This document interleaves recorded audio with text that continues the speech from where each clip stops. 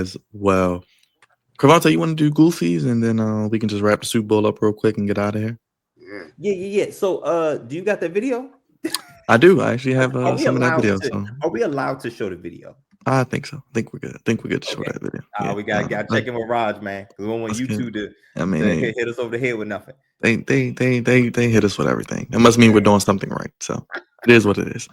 We got Goofy coming up to you now. Gosh, something wrong here.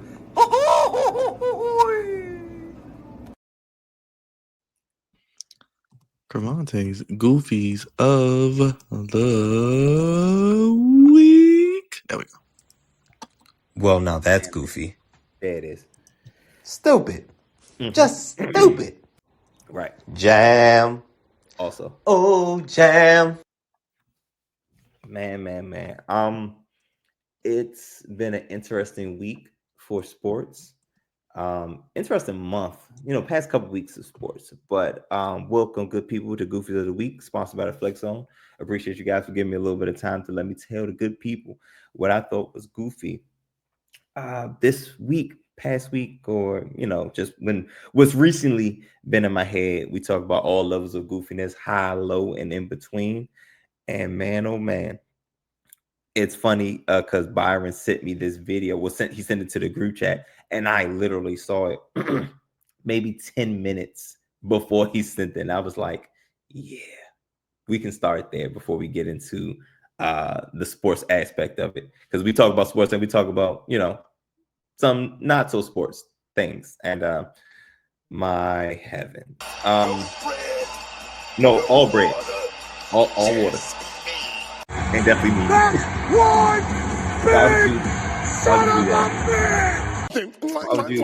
Finger licking good special. That's what I'm talking about.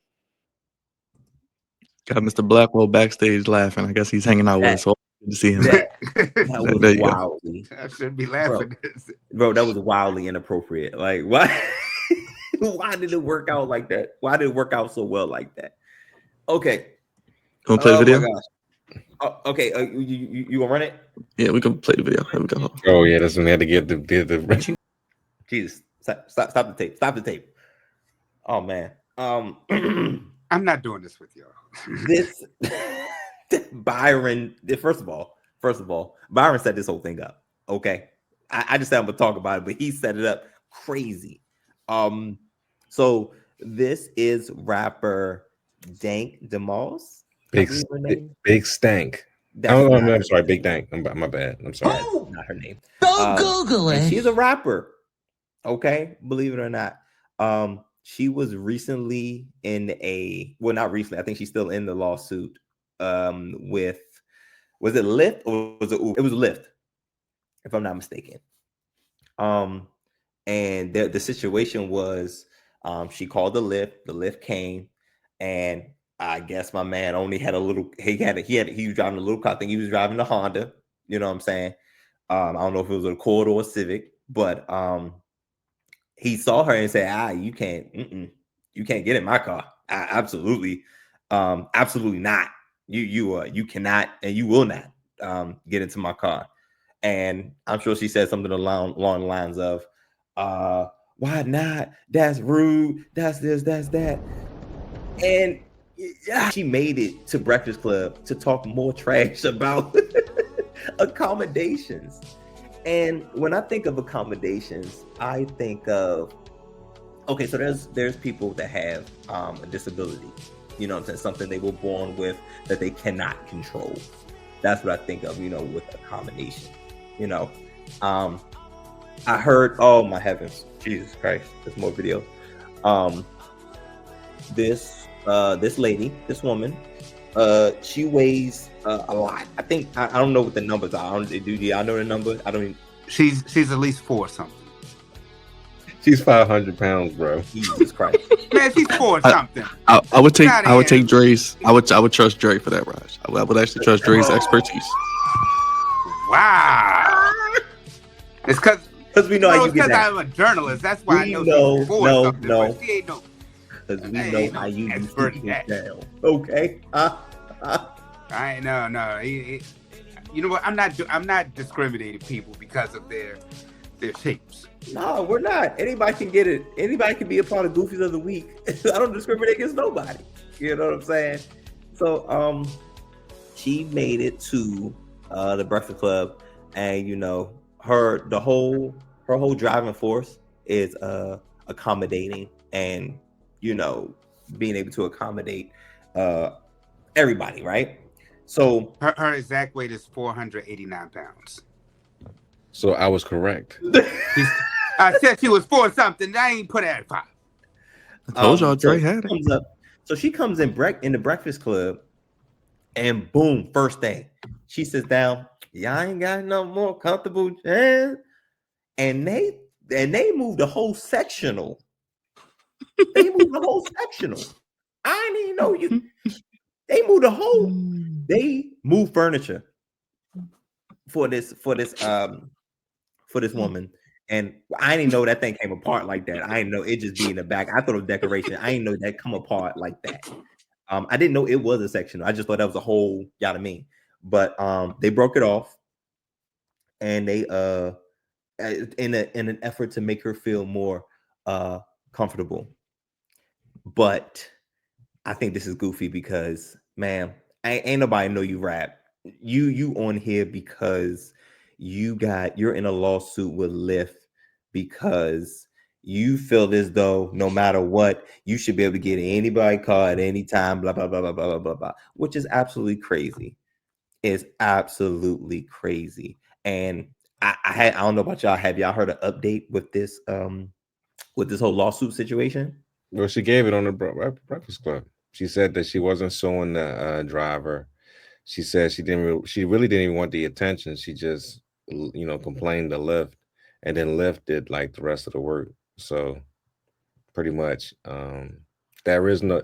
I think they're going to settle it, eventually, and they're going to, cave in to her, her money demands. But the words you're using, Raj, is wild. Okay? Hey man, hey, I'm not trying to be funny, but seriously, I think they're going to accommodate her her money to her. So, I mean, but at as the far end as of the day, Lyft don't want no problems either.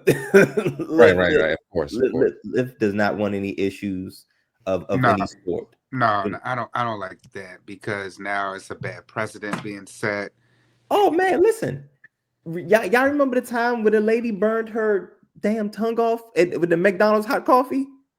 Yeah, but that coffee was hot that day. But listen, things happen. Things like that happen all the time. That's the precedent that's going to be set. This is not going to be the last incident we see in regards to this, because who gets cold coffee? Everybody knows coffee's hot. But McDonald's is like, this ain't worth that fight. Go ahead, sell it out. And it ain't worth that. You know what I'm saying? And Lyft is probably figuring the same thing. It's not really worth that. But I think it's just goofy that she made it all the way to the Breakfast Club. And the first thing, 2 seconds into being in the Breakfast Club, before the interview even started, she forced them to accommodate her. My only thing is, imagine if it was their old studio. She wouldn't have been able to get in because people don't realize the old Breakfast Club studio. Yeah, I do. I remember. Was a closet. I do. Ain't no way. But that's her. She's on the set of one of her rap videos. And yeah, it's chill. Why are we doing we're doing too much. I just think it's pretty goofy because nobody had any idea that she was a rapper. This is a lady who made it all the way to the Breakfast Club because she was essentially overweight to get into leave it alone. To get into a Honda that was driven by a Lyft person. My man just trying to make a buck, man. My man just trying to make it. he just trying to make it, man. And he said, nah, it ain't happening here. But I agree, Dre. I agree. I think this is setting a bad precedent moving forward because this is not gonna be the last. Uber, you're next. This is a situation. It may not be the exact situation, but Uber, you're next. Something's going to happen, where they gonna have to just sell this thing out. You know what I'm saying? Because it's not worth the media. It's not worth the bad press. Your boy 45-47 back in office. He cutting out all the DEI mess. So it's going to be interesting to see what's going to happen moving forward. But I'm sure Lyft is probably going to settle out, and and that's going to be that. But it's very, very, very wild, very, very, very wild. And I feel like that was a bit much, bro. I feel like that was a bit much. As soon, like I said, she 2 seconds in there, it was like, yeah, you finna accommodate me. And I feel like that was a forced hand, but whatever. It is what it is. Oh boy. Okay, anyway, let's go back to sports.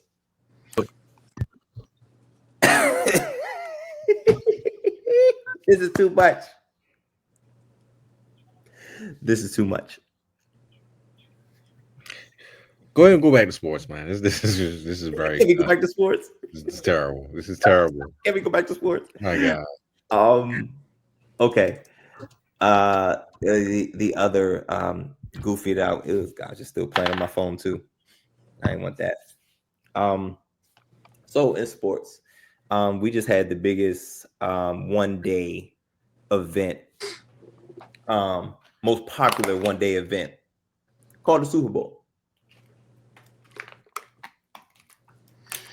We had a headliner by the name of Kendrick Lamar featuring SZA, and the halftime show was the best thing about the whole Super Bowl.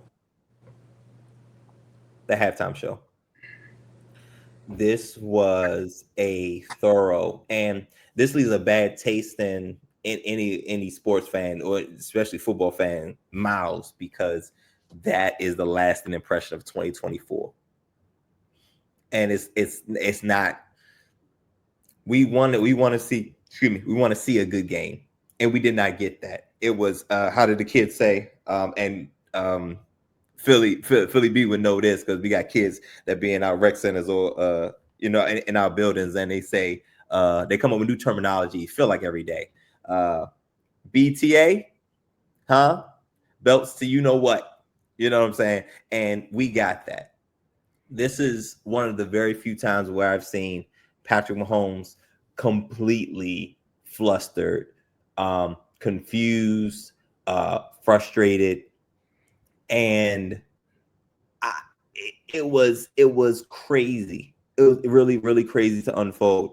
What is this? You ever seen Me, Myself, and Irene? Oh snap!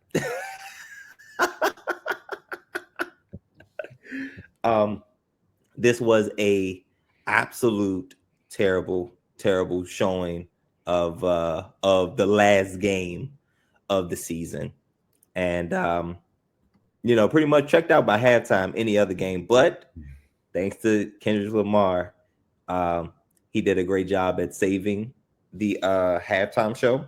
Oh, and saving it as a whole, just keeping the viewership up, because Fox also had the highest viewership ever in Super Bowl history with I want to say 126 million viewers.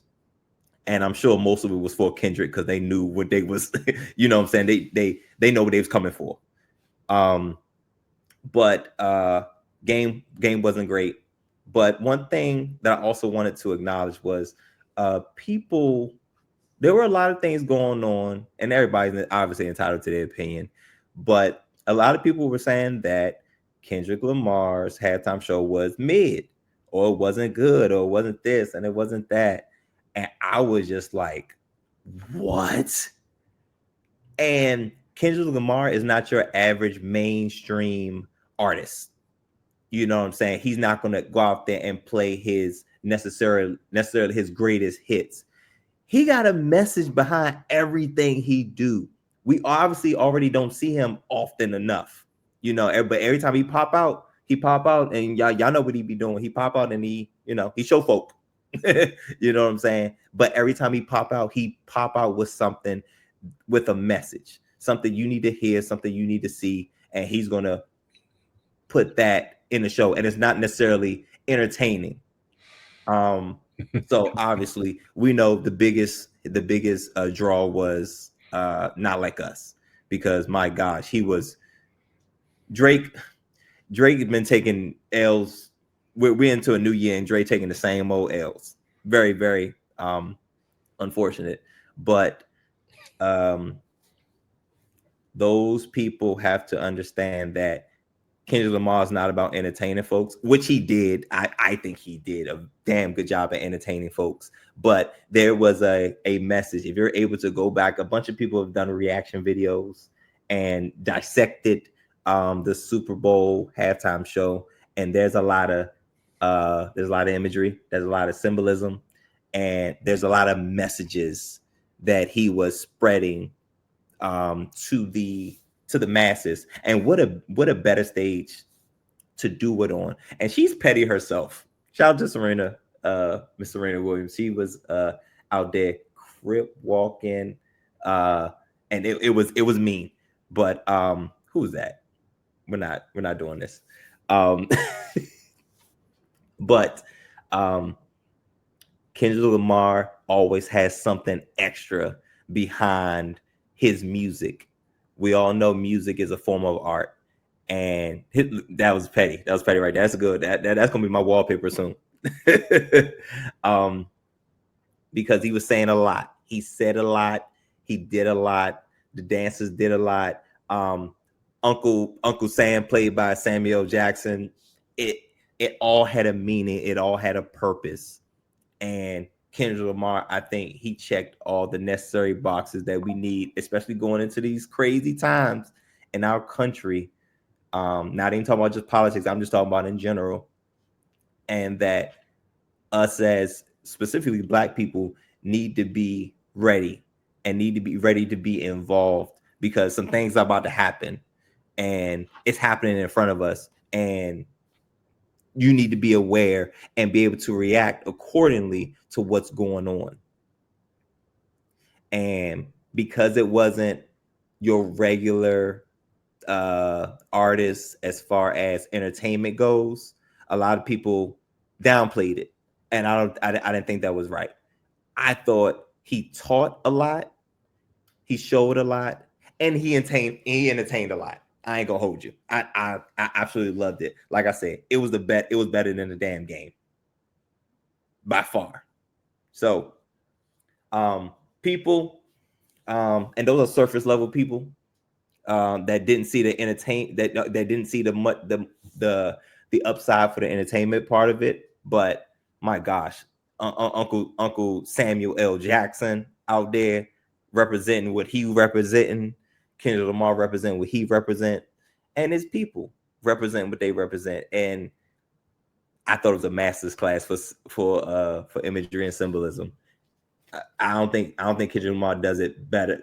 I don't think anybody does it better than Kendrick Lamar on that side of the game, especially talking about politics and justice and, just a positive agenda moving forward.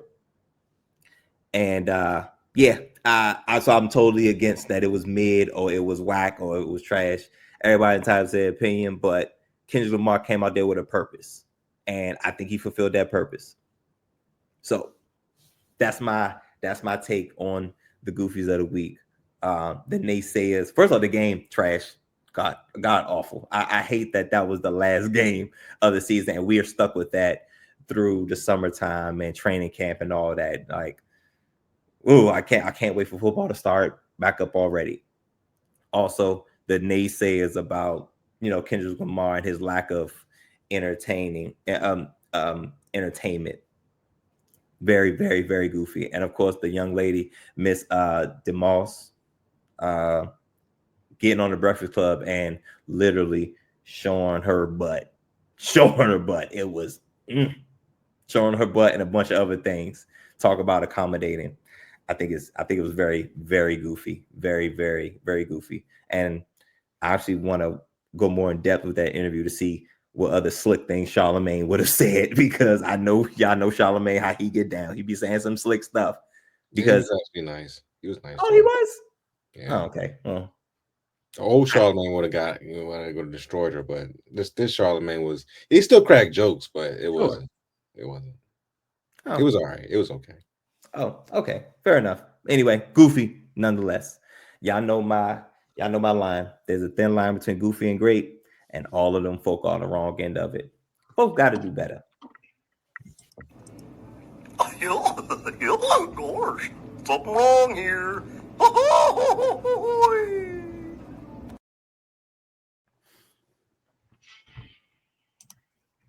Well, now that's goofy. Jam. Oh, Jam. Stupid. Just stupid. Well, now that's goofy. Jersey Dre, how you feel about the Super Bowl, and what can people expect from episode 478? Hey, I'll make it brief. Like Karante already said, it was a blowout in Mahomes.